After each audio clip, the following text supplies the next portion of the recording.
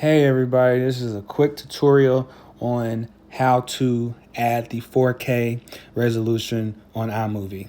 Don't touch that dial. Let's get it.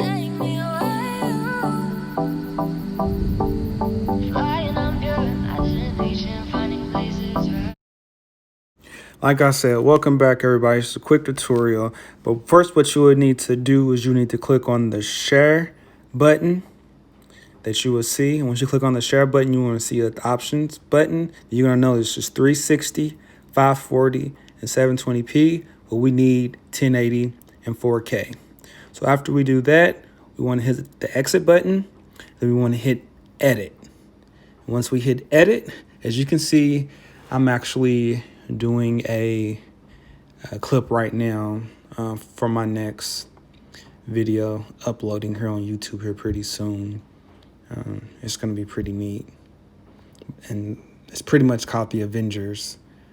But that's just the fluff of it. After we see that, what we want to do is then go hit the plus symbol. And we want to go down to where it says backgrounds. And you want to add any background of your choosing.